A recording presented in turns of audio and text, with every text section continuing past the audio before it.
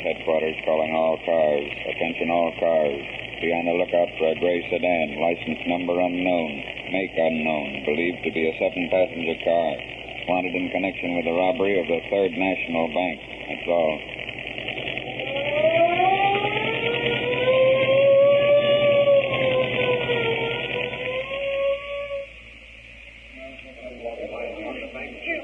What's going on in here, Mike? It's about time you were waking up, Pop.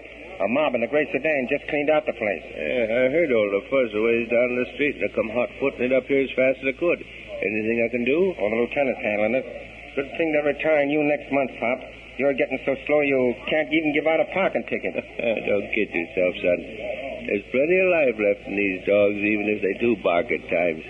When did this happen? Oh, just a few minutes ago. They made their getaway in a big car. It all happened so quick nobody seemed to have a good idea of what happened. Gang, eh? How many of them? Oh, the reports differ. Some say 10, some say 12. It's more like an army. These gangsters are getting a lot of crust nowadays. Crust? They're getting a lot of dough, if you ask me. Yeah, it won't do them no good. Leastways, it wouldn't back in the old days. We didn't put up with things like this when I was your age. Old Captain Brannon used to say I've heard that story before. So many times I know it by heart. We're living in a changing age, Pop. High-powered cars and machine guns changed all your methods. That's the reason they're shelving you. They need young blood and young brains. Mike, I always said you had more brains in your feet than you did in your head. I used to tell you a Pop when you were... Yeah, I know, but I'm on the force and they're retiring you. Well, it's only because I want to go. Who's on the job? Lieutenant Myers.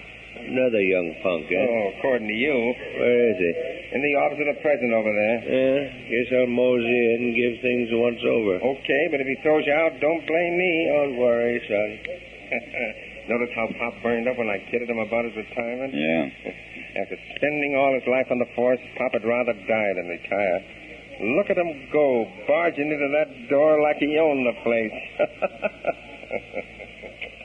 You say the money was delivered to the bank safely, Mr. Forbes? Yes. You see, it was a hurry-up shipment from the Federal Reserve to meet these factory payrolls. I see. And... Oh, hello, Pop. Mr. Forbes, this is Mr. Adams, Pop Adams. Well, how do you do? I'm glad to know you, Mr. Forbes. Sit down, Pop. I'm right in the middle of this thing. Go right ahead, son. How much are you out, Mr. Forbes? Well, they've just finished up the check-up. It's more than $190,000. Who knew the money was coming here? Well, that's just it. No one except myself knew that it was coming.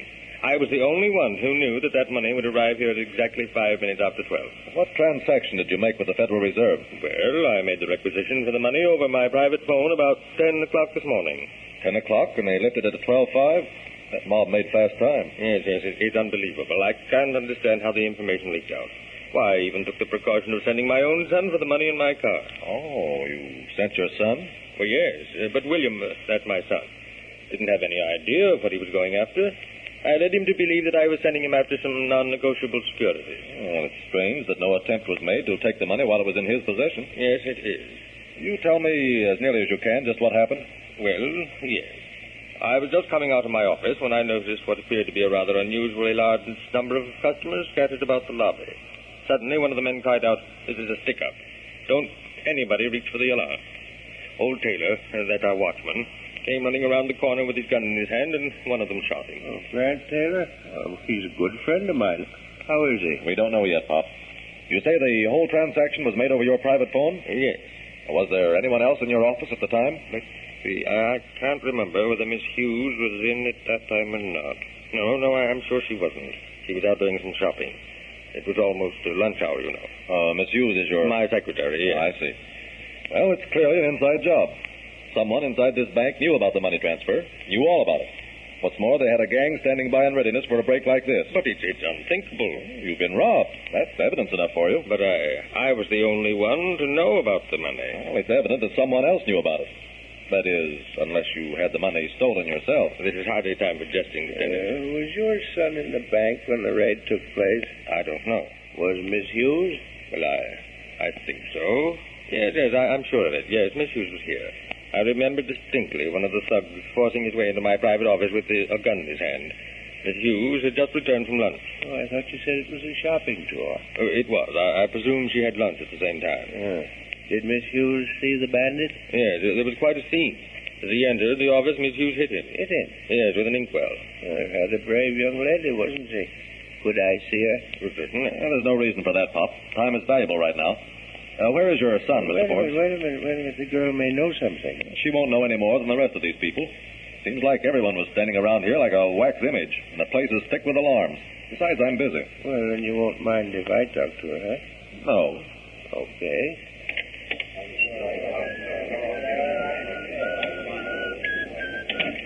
Oh. You, Miss Hughes? Yes. I see you're going out. Yes. This affair has been more than I can stand. Mr. Forbes has given me the rest of the day off. I see. My name is Adams. Pop Adams to the boys at the station house. Mr. Forbes tells me that one of the bandits forced his way into this office. That's right. Well, why did he come in here? There wasn't any money in here, was there? No. Forbes tells me that you were a very brave girl. Says you threw an inkwell at the man. Yes. Well, what prompted that action? Well, must I tell? Not if you don't care to.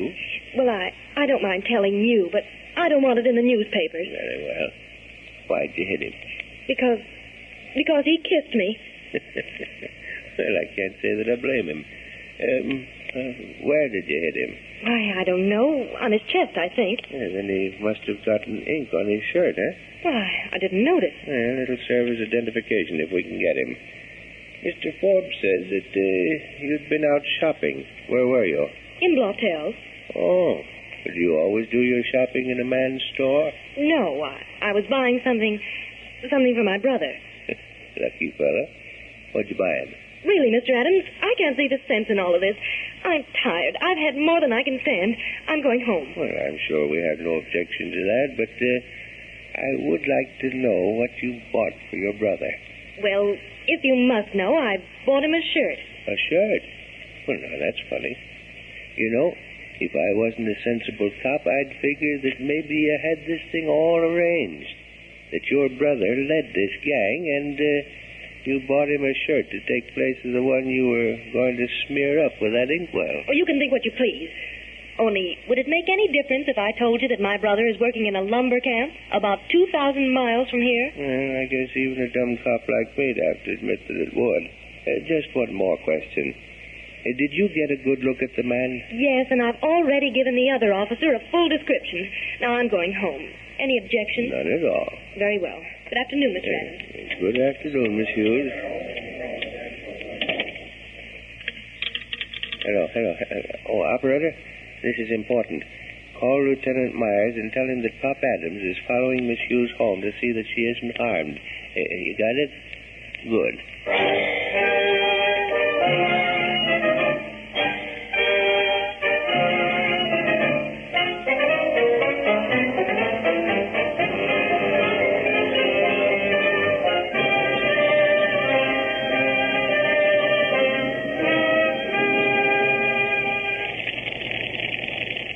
Anything new in the bank job, Lieutenant? No, nothing new, Mike. What have you heard from Pop Adams? Oh, that old codger's crazy in the coat. He's been sticking around outside this Hughes dame's apartment at 6 and Spencer since 3 o'clock. Says he's afraid the gang will try to silence her. Well, let him have his little fun. He's to be retired next month. Calling cars 21, 22, and 23, cars 21, 22, and 23 at the corner of 6th and Spencer, a gun battle. Did you hear that? Calling Lieutenant Myers. Pick up this call, that is all. Step on it, Mike. That's where Pop Adams is, and he's in trouble.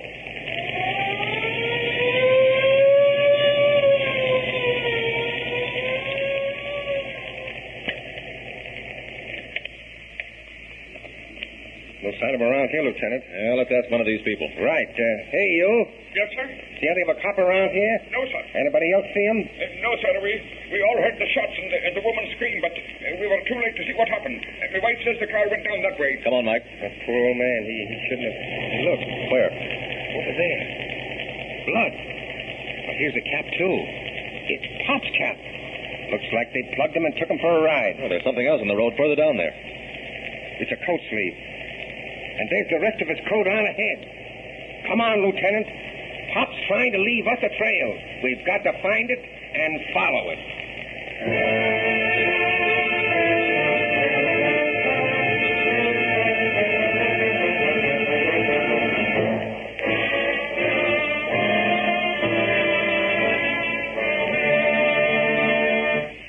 Well, what'd you find find this time? His handcuffs. I felt sure that we'd lost the trail back by that lamppost. Must have gone down this alley, Lieutenant. Look, there's something up ahead. It looks like a shoe. It is a shoe. Come on. We better take it easy till we find out where we are. Look. Why, there's the other shoe right outside this door. Get your gun. I'm going through it. For the love of Pete. Oh, Lieutenant, I thought you'd never get here. Cover those guys, Mike. I got him. Now, one move out of you mobsters and I'll drill you. The whole pack of you. I've had my gun trained on these rats for about an hour. Too weak to walk them to a phone. Here, let me bind that wound for you, Pop. Oh, no, it's all right. They stopped bleeding now. They put 2 slugs through my right shoulder when they came out with the girl. The girl? Miss Hughes? Yeah. I trailed them here the best I could, leaving things for you to follow. When I got in here, I slipped in on them. I thought you'd never get here. Did they hurt Miss Hughes? Hurt her? What do you mean? I almost had to knock her for a row of lampposts. That's what you mean. Got her locked in a room below. Her sweetie runs this mob.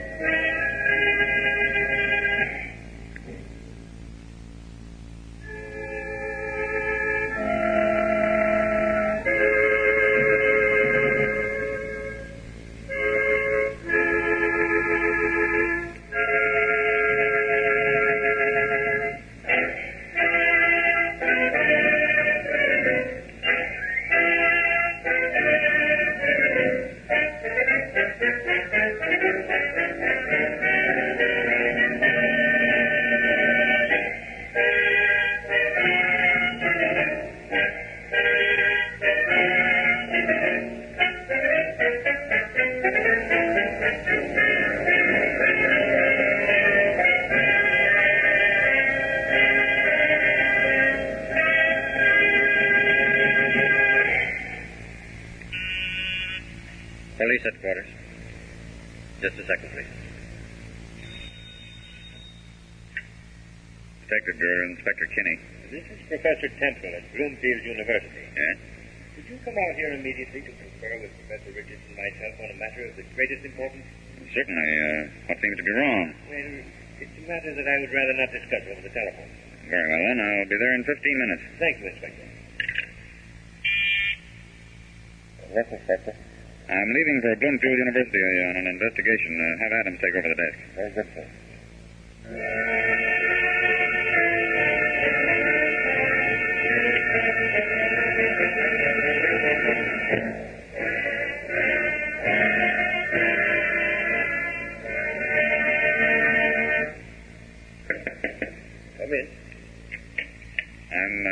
Kinney from police headquarters. Oh, come right in, Inspector. Call Professor Richards, Miss Jones. Let me take your hat, Inspector. Thank you. Professor Richards is expecting you.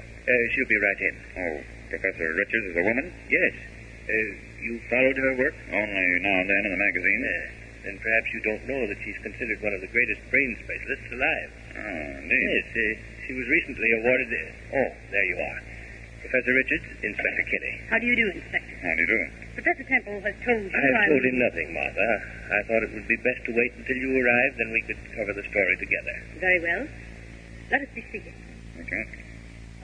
You knew Professor Marks? The mathematician? Yes. He died the day before yesterday. So I read in the papers. It wasn't news to the scientific world, Inspector. Professor Marks has been expecting death for the past 6 months. He had a very serious form of heart disease. The greatest heart specialist in the world had given him up for dead. The death of Professor Marks will be a sad blow to science. However, he may be of greater value dead than alive. Just how did you mean that? Aren't you getting ahead of the story, Martha? Perhaps I am. What I had Professor Temple call for today, Inspector, is to help us with a very delicate situation. Well, if you'd tell me what you... I shall do that. The situation is precisely this. Professor Marks died at 4 o'clock the day before yesterday afternoon. Yes? At 5, his body was transported to the Williams and Randall mortuary and embalmed that night. The attendant reported leaving the mortuary at midnight. At 7 o'clock the next morning, the body was gone. Gone? Yes. It was first thought that perhaps it had been removed by the coroner's office. But later investigation showed that it had not. But why on earth... Should anyone want to steal a body? Yes. Here. This note which I received this morning will answer that question. Read it. Be prepared to pay our agents a sum of $25,000, and the body of Professor Marks will be returned to you within 24 hours. Signed, Treepan. I know it sounds rather incredulous, Inspector, but we're prepared to pay the demand if necessary. But what would you want with Professor Marks's body? This paper, dated 6 months ago, will answer that question. It's rather lengthy. I'll read only the part which will interest you. Very well. And so, in consideration for the above-mentioned terms and stipulations, upon my death, I agree that my attorney shall deliver to Professor Martha Richards and her associate, Professor Alvin Temple, the brain from my dead body, said brain to be used in scientific research for the advancement of mankind.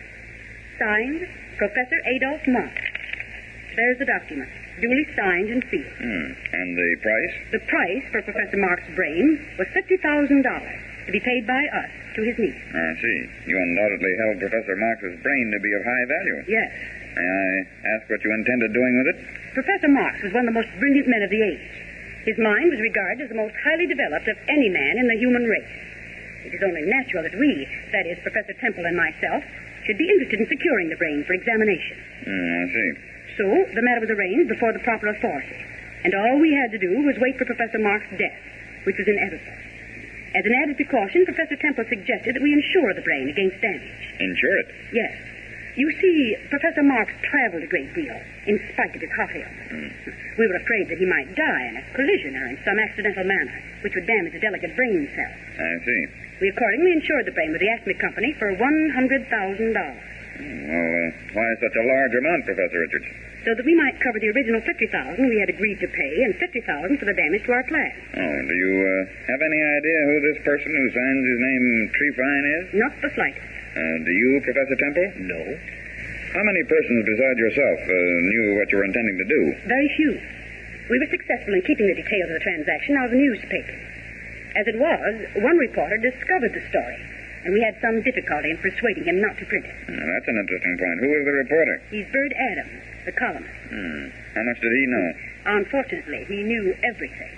He was given a duplicate of the agreement that you see in front of you with the stenographer in Professor Marks' study. And how did you succeed in suppressing the news? Well, Professor Temple gave the reporter a gift. A bribe. How much? It cost us $500. Got off cheaply at that, if I know Bird Adams. When did this note arrive, did you say? This morning. And you've told no one of it except myself? No one. All right, Professor Richards, I'll do what I can. Don't make the news of this public until I've had a few hours to work on the case. What procedure do you contemplate, Inspector? No, I'll want to see the attendant at the mortuary, then I'll have a talk with this keyhole artist, Bird Adams. I'll stop by later this evening.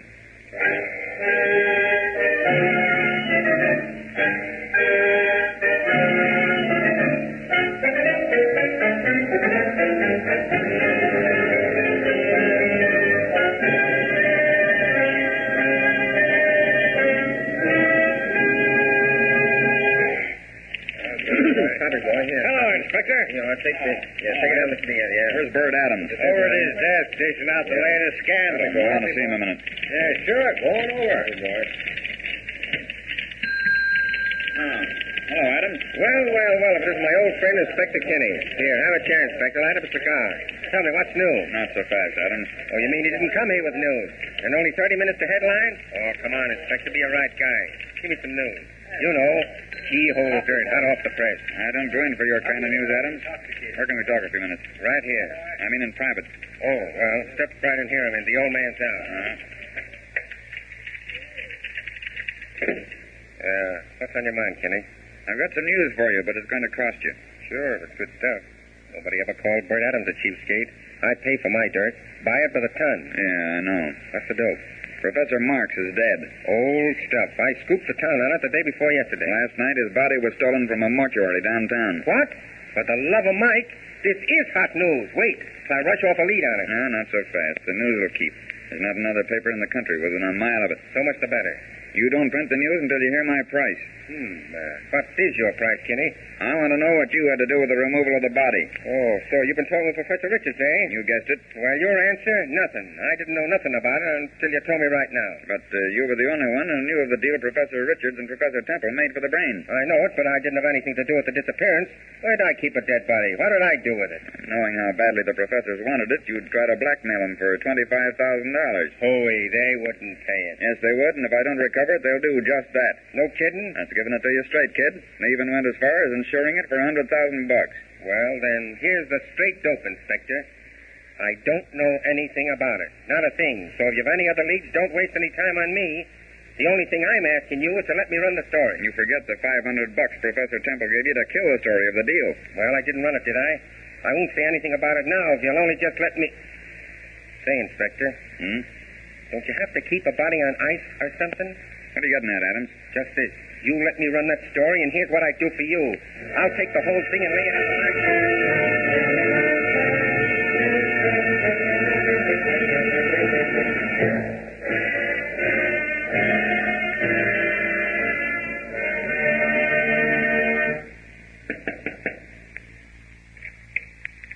Good evening, Inspector. Come in. Thank you. Is Professor Temple here? Yes.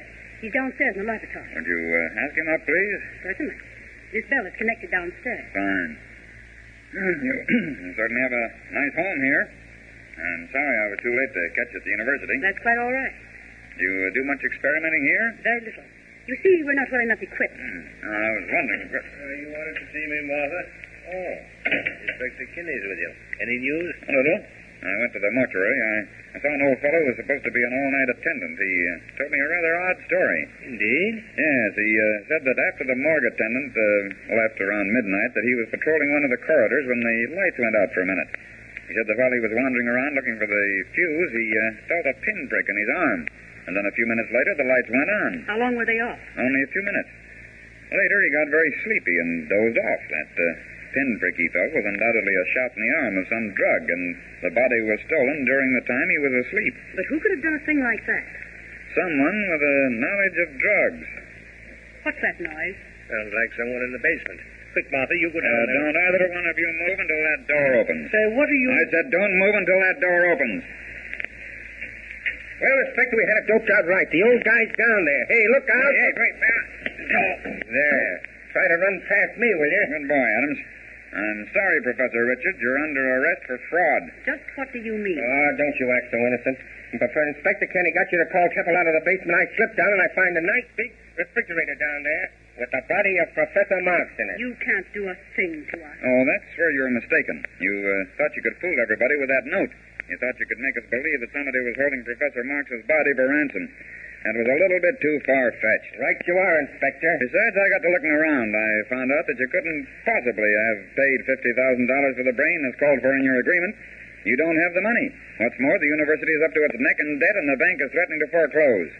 You thought you could beat the insurance company out of $100,000 and have the brain besides. You and Professor Temple stole that body, and you know it.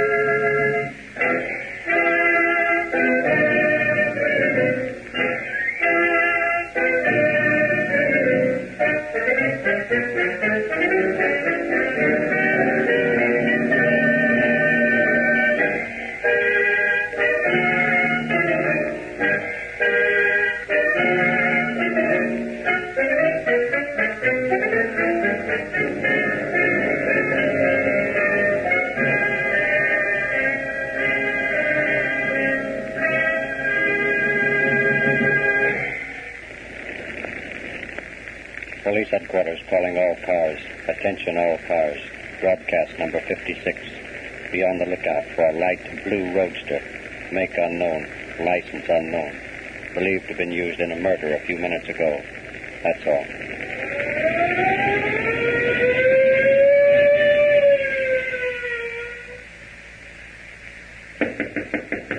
Come in. Oh, hello, Commissioner. Come in. Oh, Captain.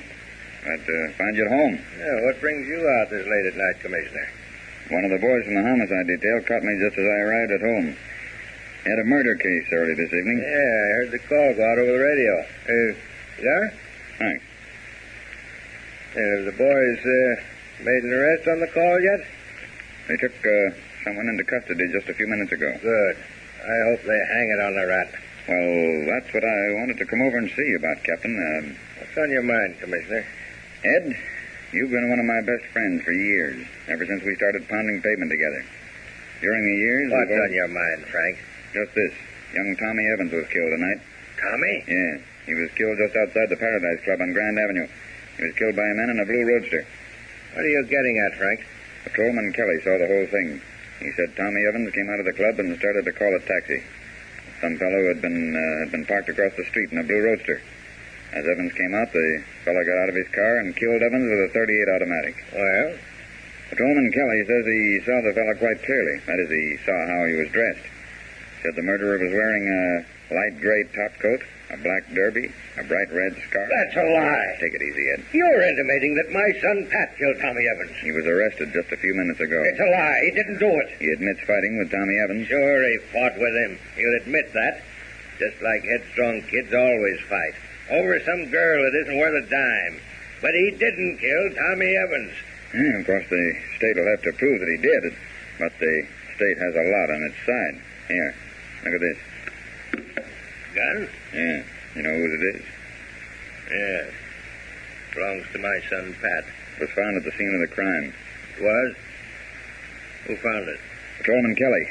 Once more, we traced the blue roadster. Kelly gave us a fairly good description and said he fired a couple of shots at it as the murderer drove away. When we found the car, it had a bullet hole in the right rear fender, and your son Pat admits owning the car. I don't believe it. It's a frame-up. Where is Pat? They're taking him down. You want to see him? Right now. Come on. They're not going to frame my boy. No, sir. Not while I'm alive.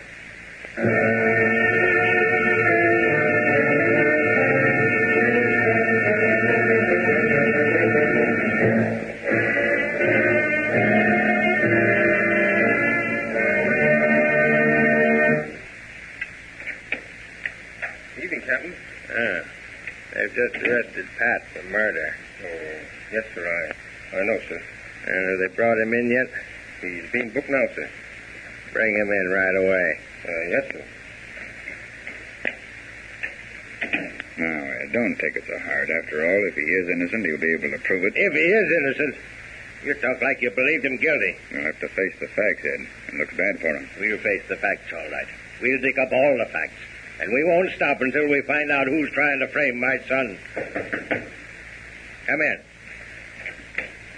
Oh, Dad, I didn't do it. I didn't have anything to do with it. Sit down, Pat. Yes, sir. What time was Tommy Evans killed, Commissioner? 10:30. Where were you at 10:30, son? I don't know, Dad. You don't know? No, sir. You see, I went to the club, Jake Hodges' Paradise Club, at 10 to see Millie. I thought I told you it. Well, it's all right now. Go ahead. Well, I went to the club at 10 o'clock. I met Jake Hodges in the bar. He invited me to have a drink, and... Well, that's all I remember, Dad. Honest. You mean... Let me handle this, Commissioner. Sorry. You mean you were drugged? Well, I don't know for sure. My head feels like it. A fella doesn't usually pass out after one drink. Where were you when you came to? Lying in an alley behind Jake's club. I see. What then? I went to the corner for a cup of coffee. Lieutenant Owens of the homicide squad saw me and picked me up. I see. Now, I want you to answer truthfully, Pat. Yes, sir. What did you and Tommy Evans fight over? Millie. You mean that girl who dances in the club? Yes, sir. I've been going there for quite some time, and Tommy went with me one night. I was interested in Millie, and Tommy tried to cut me out. I told him to keep his hands off, and he hit me, and we mixed it up for a few minutes, then Jake threw us out. The officer on the beat ran us home, and well, that's all there is to it, Dad. And this fight took place last night? Yes, sir. How about tonight? I didn't see Tommy. I parked my car across the street from the club and went in early. Did you see this girl? No. She hadn't come down yet. Well, you got yourself in a fine mess. I'm going to tell you something, you young fool. Something that'll hit you pretty hard and take a lot of wind out of your sails. Yes, sir. Now, I don't think for 1 minute that you killed Tommy Evans, regardless of what the commissioner, Lieutenant Owens, or anybody else thinks. Yes, sir. This dame that you've been playing around with is... Well, she's just about the hardest type of dame you could run into. Besides being old enough to be your mother, she's Jake Hodges' girl. What? You mean that she isn't worth the powder that takes a blower to... Well, you're in a jam, son. It's my job to get you out. You take your gun with you tonight? Yes, sir. Yeah, you would. And you had it on you when you went into Jake's? Yes, Dad. And you had the key to your car in your pockets? Yes, sir. Yeah. Well, you've been framed, son. Now, you go on back to the jailer and tell him I said to lock you up. When you're sitting there in the dark, just try to remember what I told you about that dame. Yes, Dad.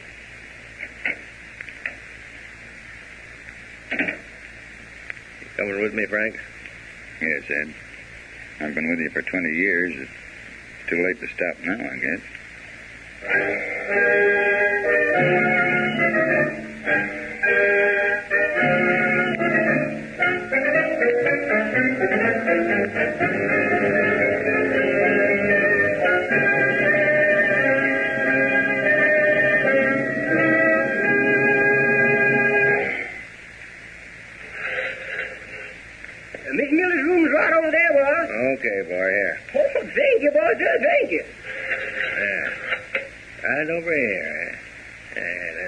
place like this on a salary of $25 a week? Don't make me laugh. Come on, Frank. What are you going to do, Ed? I'm going to find out what she knows. You think that she knows?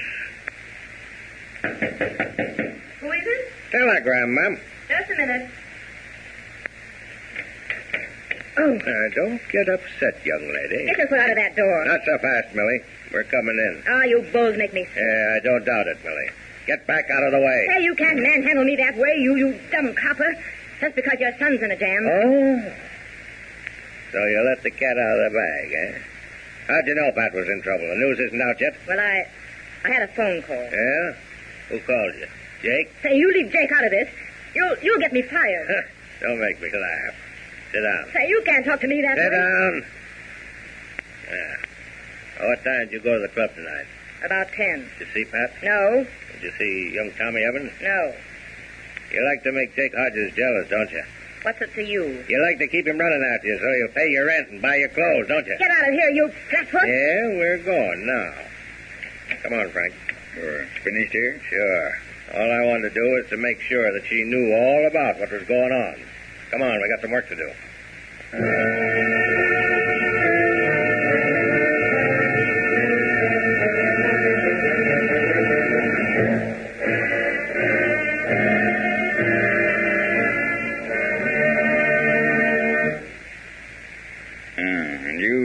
You think she'll hot-foot it over here to the Paradise Club to tell Jake? Hot-footed nothing. I sent one of the boys to bring her over. Now, just stop worrying. Anybody'd think it was your son that was in the jug. Yeah, right through here. We'll find Jake's private room. Listen, the club's still open. Yeah. They've just started picking the pockets of the drunk. Here we are. Who is it? Santa Claus, sweetheart. Come on, Jake. Open up, open up. Oh, hello, Captain and Commissioner. Well, this is a surprise. Is it? Sit down, you hard-boiled yank. Say, what's the... Sit down. We're here to arrest you for murder. Oh, yeah? Oh, don't try to be funny. I'm not trying. I'm naturally funny. Anybody'd know you wouldn't stand for anybody fooling around with your girl, much less having two guys after her. Say, what are you talking about? You know what we're talking about. You saw that my son Pat and another young punk that didn't have any more sense was after your girl. You thought you'd do yourself a favor by getting them out of the way. So you put knockout drops in Pat's beer, then dressed up in his hat, coat, and scarf, and killed Tommy Evans, and then beat it in Pat's car. You're just dishing up a lot of hot air. Am I? We've got it down in black and white. Yeah, well, you're lying. Oh, I am I? Show him that confession we got from Millie, Commissioner. That signed confession from Millie. Here. Yes, I'll read it to you, you dumb yeg. State of, we'll skip that part. Here's what we want. And so, because of these things, Jake Hodges lured Tommy Evans into a spot in front of the club and killed him with Pat Weaver's gun. Signed, Millie DeVale, witness. Yeah, that crazy dame is lying. She? Bring her in. Jake. Millie DeVale, do you identify this man as the man who planned to kill Tommy Evans? So, you snitched, eh? Well, you dirty double-crook. Stop! That'll hold him. I don't think I killed him. Jake! You mean you still care for him after he tried to kill you? I didn't snitch on him. I know you didn't, Millie. That's why I spoke before you had a chance to warn him. I caught him off his guard. He thought you really signed the confession. Well, come on, Frank. That'll have his fill of jail for now.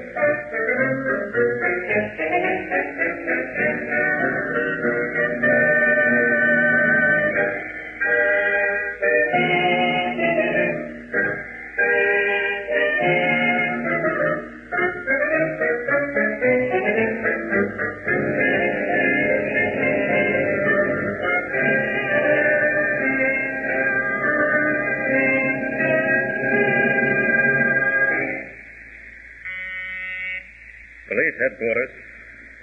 Just a second, please. Detective Bureau, Captain Wright. This is Spencer Merrill, the publisher, Captain. Yes, Mr. Merrill? I'd like to see you as soon as convenient. The matter's very urgent. Very well. At your office? No, meet me at the offices of the Beacon magazine at Madison Avenue. Yes, I know where it is. I'll be there in 20 minutes. Very well. Yes, Captain? Order a short call car to the rear door. Yes, sir.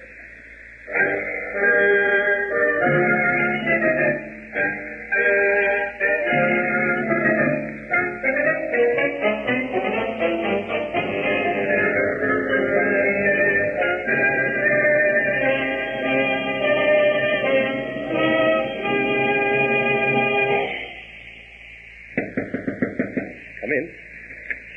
I'm Captain Wright. Yes, I know. I'm Mr. Merrill. How do you do? This is Mr. Peters. I'm glad to know you. How do you do? Sit down, Captain. Thanks. Peters here called me at home this morning with a very strange story. Well, you tell him, Peters, just as you told me. Yes, sir. Do you know Winston Trenchard? The writer? Yes. He's probably the best known of modern detective story writers. Yes, I know. Well, he's doing a series for us known as The Perfect Murder. You may have read it. No, I haven't. Well, nevertheless, we contracted for a series of 8 episodes from him. We go to press this week with the last of the series. Well, the last episode is due the day before yesterday. I telephoned the department to find out when it was to be delivered, and I received no answer. Yesterday, I sent a messenger to Trenchard's home, and there was no reply. This morning, I received this in the mail. Oh, well, you read it for me, will you? Well, it's a letter from Trenchard, mailed last night from a post office station near his apartment. Read it, please. The perfect murder shall never be completed. When you read these words, I shall be dead. Signed, Trenchard. Are you sure the signature is genuine? Yes. And have you called his apartment today? Our secretary has been phoning all morning. Then I expect the best course to follow will be to go to the apartment ourselves. Exactly. Get your coat, Peters. Come, Captain Wright. We'll go in my car. It's waiting downstairs.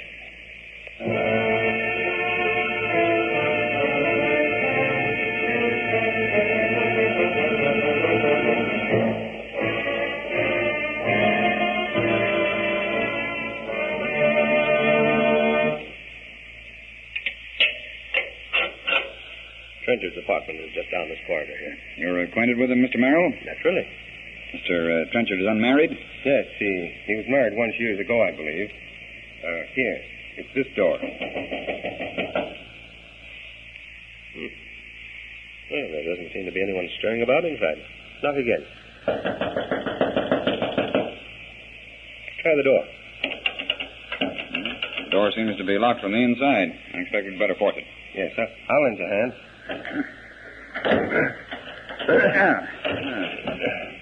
There. There's a light just inside the door, Captain. I found it. Doesn't seem to be anyone at home. This may be some sort of a... Well, what is it, Peters? In that chair. Look. Trenchard. Steady now. Don't bother one of you touching. He's dead. This is awful. See if we can get a little more light in here. Try raising that blind at that end of the room, Mr. Merrill. Well, this is a terrible thing to happen just now. Murder's a bad business at any time. This is a ghastly thing. Looks as if he shot himself in the forehead. Here's the gun, and the attitude of the body is normal enough. I only had an idea what he was planning to do. I could have perhaps prevented this. How long has he been dead? I won't be able to say definitely until the coroner gets here. Offhand, I'd say 12 hours at least. Then he probably killed himself sometime last night, after he'd mailed a letter. What's this in the fireplace?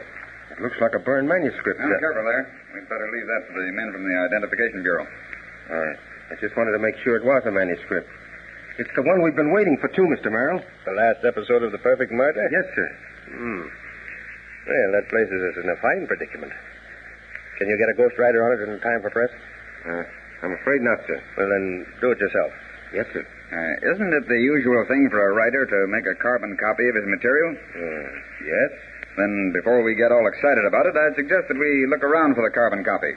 Not now. I want to telephone to headquarters for the fingerprint men. I'm not so sure that this is a suicide.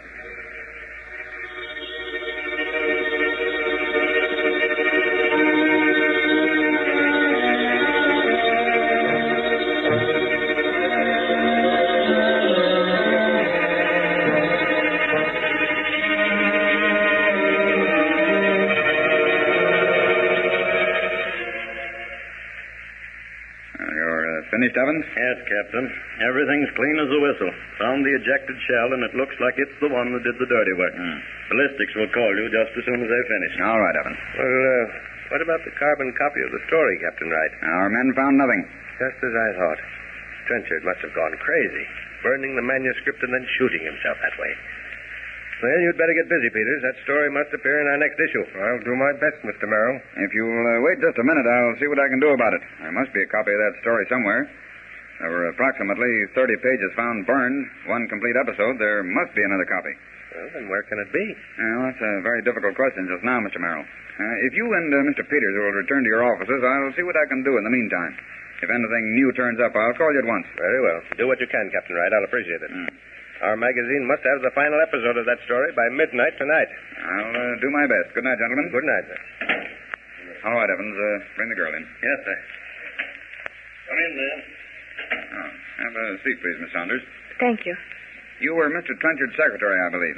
Yes. You were fairly close to his personal affairs? Reasonably so. Did you do the typing on his last story, The Perfect Murder? Yes. Did you make a carbon copy of the work? Yes, sir. Do you know where that copy is at present? No, I don't. I finished it sometime last week. I left both copies with Mr. Trenchard. I see. Do you have any idea where Mr. Trenchard could have put the carbon copy? We failed to find it in his files or on his desk. If it wasn't in the file, then I don't know where it is. Mr. Trenchard was very particular. Miss Saunders, do you know of any reason for Mr. Trenchard killing himself? Certainly not. Just what do you mean by that answer? Well, I mean I know of nothing which would cause Mr. Trenchard to commit suicide. He was very much against suicide. Why, in several of his books, he had branded it as a cowardly act. You're familiar with Mr. Trenchard's handwriting? Yes. Would you tell me if this is his signature at the bottom of this letter? Well, it looks very much like his signature. This letter was mailed to Mr. Peters sometime last night. It was posted shortly before 8 o'clock. But... What's on your mind, Miss Saunders? Oh, but that's impossible. Why? Mr. Trenchard was with me last night from 6:30 until 11 o'clock. Oh. He couldn't possibly have posted the letter. It does throw a different light on the matter. How's your memory, Miss Saunders? Fairly good, I believe. Well, if you have no objection, I'm taking you to lunch. And while we're lunching, I'd particularly enjoy hearing as much as you remember of the last episode of Winston Trenchard's The Perfect Murder.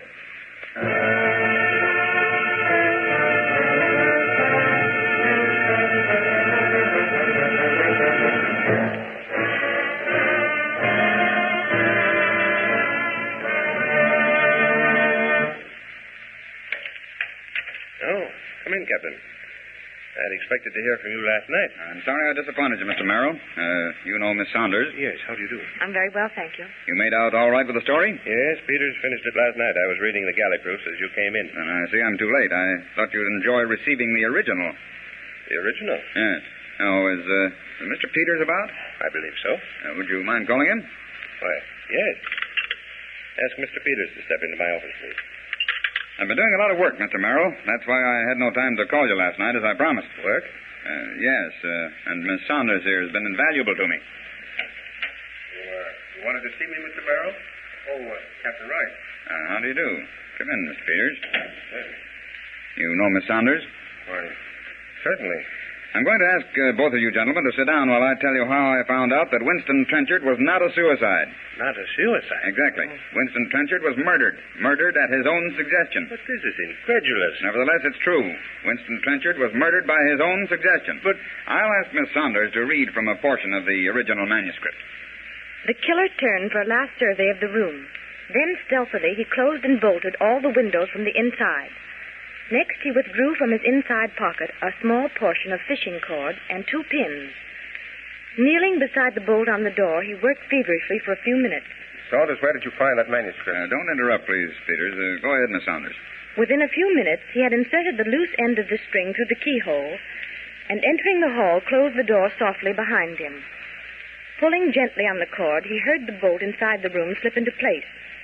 Applying more pressure, he felt the pin straighten, and with a slight jerk, he withdrew it from the keyhole. With a leer on his cruel lips, he stepped back and tried the door. It was locked. Locked from the inside. At last, he had committed the perfect murder. But, Captain Wright... That was the method the killer used to kill Trenchard. He used Trenchard's own murder scheme. But he didn't dare let Trenchard's solution of the crime appear in print. He was afraid that it would set someone to thinking. So he carefully destroyed the remaining copy of the manuscript. The copy? Yes. The burned portion which we found in the room was the carbon copy. The killer already had the original in his possession. But this is ridiculous. Oh, not so much as you'd think. How much were you paying Trenchard for the story, Mr. Merrill? $5,000 an episode. Payable? Upon publication of each episode. You signed the checks personally? Yes. Then they were sent to the offices of the magazine for delivery. To Mr. Peters here? Yes. Would you be surprised to know, Mr. Merrill, that those checks never reached their destination? Captain Wright, that's a lie. Steady, Peters. Not a move out of you. It's true, Mr. Merrill. Those checks were cashed, but not by Trenchard. Peters cashed those checks forging Trenchard's name. I repeat, it's a lie. Peters made arrangements to pay Trenchard after the last episode, thinking that his winnings on the market would replace the money. Unable to pay, he read Trenchard's last episode and, using it as a guide, killed him. Why, you're lying. Oh, no, I'm not. Peters, I searched your home this morning. I found the fish cord, the bent pin, and best of all, the original manuscript. Where you made your mistake, Peters, was in taking Trenchard's story too much to heart. There's no such thing as a perfect murder.